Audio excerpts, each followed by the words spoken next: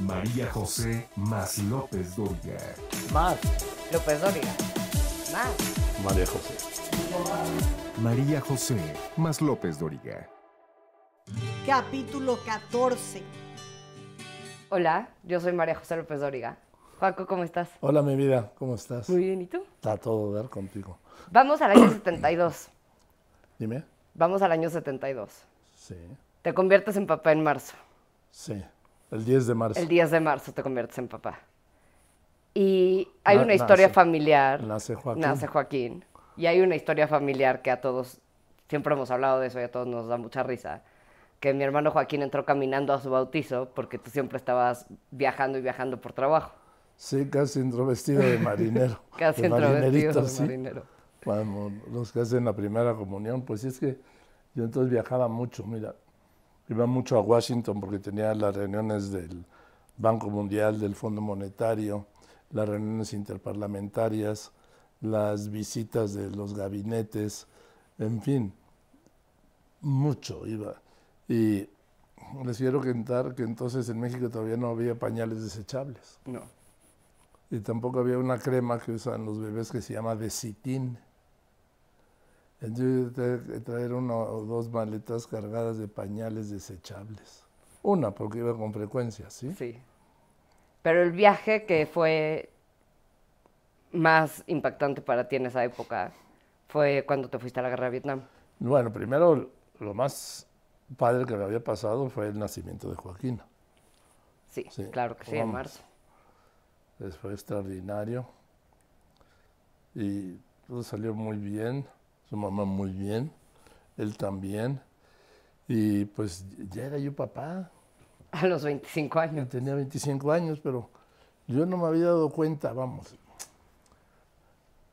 No lo relacionaba yo con la edad, sino con... Era tal la emoción de tener un hijo, que yo nunca pensé en mis años, sino en su nacimiento y en lo que me había convertido. Pero sí eran papás muy jóvenes, Sí, que era más común en esa época que el día de hoy. pues te diré, yo conozco de casos que no. Todos conocemos de casos que no. De tu Otro en hermana, esta familia muy De- mencionado que es mi hermana. Sí, Pero, pues, más común el día de hoy no es tan que los hombres sean papás a los 25 años. sí es que yo me casé, A los 24. ¿eh? A los 24. A los 24. En abril del año anterior. Así es, en abril del 71. Joaquín nace el 10 de marzo del 72.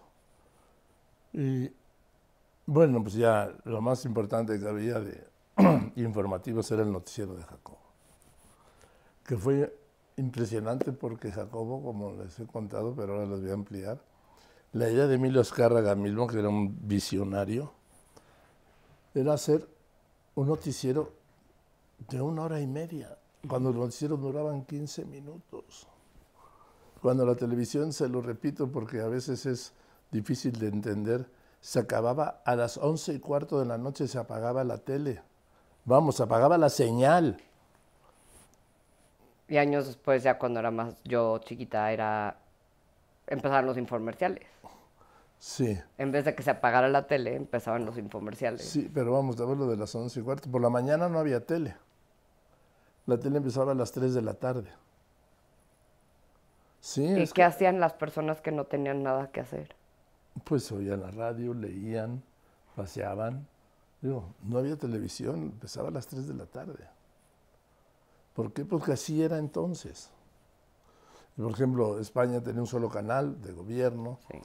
la TVE, Televisión Española, luego Radio Televisión Española. Los ingleses tenían uno, BBC One. Francia tenía uno, Radio Televisión Francesa. Alemania tenía uno, Italia solo tenía uno, RAI. Así era el mundo. Y aquí pues había el 2, el 4 y el 5, entonces, y el 11. Ya estaba, en 1970 ya estaba el 13 y lo que era el 8. El 13 era de la familia Aguirre y el 8 era del Grupo Monterrey y Televisa, y el 11 del Politécnico. Es lo que había. No había más. No había más. Y entonces era, de repente, abrir la televisión, que siguiera la televisión no solo hasta las 12 de la noche, sino pasada la medianoche. Pues era una idea casi delirante, ¿no? Fuera de lugar por completo. Pues sí, porque la gente de las 11:15 se iba a dormir. Ah, no. Pues fue un antecedente en la historia de los noticieros, te diría, del mundo. Aquella idea de Emilio Azcárraga Milmo, porque empezó el noticiero a las 11 de la noche. A las 12 de la noche se acababa la red nacional. Y de 2 a 12:30 era solo para el Distrito Federal. Entonces, Ok. yo había un pequeño grupo musical y grandes entrevistas. Y aparecimos los reporteros, porque Jacobo, con la idea de Emilio Azcárraga Milmo, llevó a los reporteros a la tele. Nos abrieron la puerta a los reporteros, porque los noticieros eran de locutores y, como les he contado, los hacían los periódicos. Excelsior, el de las 11 de la noche, Novedades, el de las 8 de la noche. Y ¿para qué reporteros? Los periódicos mandaban los guiones, se ilustraban con película y vámonos. Se acabó. Hasta aquella decisión también del mismo Emilio Azcárraga de crear la dirección de noticieros y eventos especiales de Telesistema Mexicano, que, como les había dicho, la encabezó el licenciado Miguel Alemán Velasco. Y arrancó con este proyecto de Noticiero Nescafé y luego 24 horas. Y al mediodía se hizo 24 horas de la tarde. ¿Quién hacía 24 horas de la tarde? Pues el mismo Ignacio Martínez Carpinteiro, Ok. que hacía el de 11 a 11:15, que era una institución en la televisión. Estaba Maxime Goodside, La reina de la radio. la reina de la radio. Y en algún momento estuve yo, estuvo Fernando Alcalá, estuvo Félix, estuvo Abraham. Todos se dieron una vuelta por ahí. A todos nos dimos una vuelta por ahí. Y se convirtió, pues, en lo más importante, era reportero de 24 horas. Era el sueño de todos los reporteros. Así, ¿no? Alfonso Herrera era el locutor, llegaba todas las noches impecable. El locutor, para decir, 20 noticieros del Sistema Mexicano presenta 24 horas con Jacobo Zabludovsky. XEW Televisión. ¿No? Ya estaba en el noticiero, sí, era la XEW TV. Pero eso fue desde el principio que arrancó. Pero el noticiero, fíjate, tenía un locutor profesional muy acreditado, Alfonso Herrera, para anunciar: Telesistema Mexicano presenta 24 horas con Jacobo Zabludovsky, con una voz extraordinaria. Ya venía la entrada y Jacobo daba las cabezas.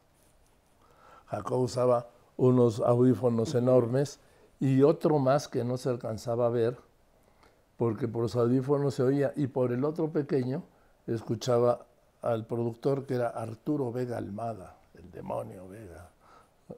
El demonio Así Vega. digo. Y entonces, pues fue un éxito el noticiero. Y hubo tanta información que de repente dijo a Jacobo: ya voy a quitar al grupo musical. Y lo quitó. No era necesario el grupo musical con No, tanta ¿por qué? información. Porque había, pues, él era un maestro, sí, con un sentido periodístico. Félix Cortés era el jefe de redacción, del que ya mencioné. Y, pues, el noticiero donde ibas, pues todos querían salir en el noticiero de Jacobo. Todos querían. Y la gente empezó a acuñar la frase con el tiempo de: no, lo dijo Jacobo. Y ya, se acabó la discusión. Como mi generación usa la frase, hasta aquí mi reporte, Joaquín. Sí. Entonces, fueron grandes años de aprendizaje, porque yo corría mucho, porque por la mañana reporteaba. Yo a veces usaba me tocaba reportear lo mismo para el periódico que para el noticiero. Entonces me iba corriendo el periódico, escribía la nota. La entregabas al jefe de redacción. Sí, al jefe de información, y él la revisaba y me iba. Pues estaba te decía, el Heraldo estaba en la colonia de Doctores, a 3 cuadras de entonces Televicentro. Hoy Televisa Una Chapultepec. ventaja. Sí, y ahí me iba, escribía, la veía Félix, la veía Jacobo, y entonces ya tu nota dura 1 minuto o 20. ¿Sí? Entonces los editores, bueno, que habían filmado, porque era película de 16 milímetros, ya era a colores así,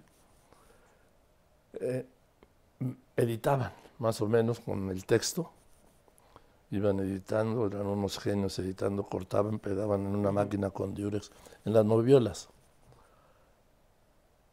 Y entonces se hacía un rollo así, de acuerdo a la orden de edición. Para todo el noticiero. Un rollo así con todo el noticiero. Y se ponía en un proyector que iba al aire. Entonces, ahí estamos todos los reporteros, primero en vivo. Había un micrófono con un pedestal, y entonces cuando te iba a tocar, te ponías. Y eran buenísimos los editores. Las latas de película de 16 milímetros eran de 400 pies. Eran 11 minutos y fracción. 36 pies era 1 minuto. Ok. Esto eran 3 pies. Esto, cuando hacían así, eran 5 pies. Tecnología extraordinaria. Y así se empezaron a hacer ahí los noticieros. Por si están algunos confundidos, vean Cinema Paradiso. Ahí pueden ir viendo cuando el padre está editando la película y pueden ver viendo cómo se corta y se vuelve a pegar la cinta. Para poder editar una escena con otra. Y así era el noticiero, salíamos a las 12:30 de la noche. Pero entonces podía salir. Luego a veces un grupo de reporteros hacíamos una escala en un club que se llamaba El Señorial, ahí en la calle de Hamburgo, cuando la zona rosa era efectivamente rosa, no la que le subieron el tono del rosa al rojo. Al rojo. ¿Sí? Entonces, ahí íbamos, ¿sí? Y ahí estaba el Pirulí, Sergio Corona, de estupendos cantantes. Lola Beltrán se presentó una vez. Estaba en un grupo porque tenía cuatro salones. Y había 2 shows en cada salón todas las noches, de lunes a sábado. ¿Y se iban moviendo de salón en salón? ¿O llegaban, se sentaban y decidían? Depende, sí. Estaba el Vivi Hernández. Digo, personajes extraordinarios de esa época. Te hablo de hace más de medio siglo. Yo tenía un cochecito convertible, un Sunbeam Tiger, que me había vendido Óscar Alarcón, subdirector del Heraldo de México. Y yo me iba a mi casa pues, solo en el coche convertible, no pasaba nada. No pasaba nada. Nada. No había torito tampoco. No había torito, pero tampoco era de borrachera, ¿sí? Era más de grupo, de diversión, de peña. Pero no te sucedía nada, te parabas en los altos. En paz. Imagínate hoy. No. Me paro en los altos, subo las ventanas. Salir de lo que llaman zona rosa ahora, a las 2 de la mañana. Imposible. Solo en un coche convertible. Imposible. Y que puedas llegar a tu casa con toda tranquilidad. Yo lo estacionaba en la calle. Sí, porque no tenía estacionamiento el edificio. Y no pasaba nada. ¿Por dónde vivías en esa época? En Polanco, en la calle de Euler. Lejos de mi abuela. ¿Eh? Lejos de mi abuela. Pues, haz de cuenta que de Mariano Escobedo a 1 cuadra hasta 1 cuadra antes del ferrocarril de Cuernavaca. Ok. Pero era otro México. No estoy con las añoranzas, no. Que era extraordinario que podías salir caminando a la hora que fuera. Pues nadie te molestaba, no te asaltaban, no te robaban, no se llevaban tu coche, no te secuestraban. En Los Santos no había escoltas. Nada más usaba escoltas don Gabriel Alarcón. El daño del Chargoy, sí.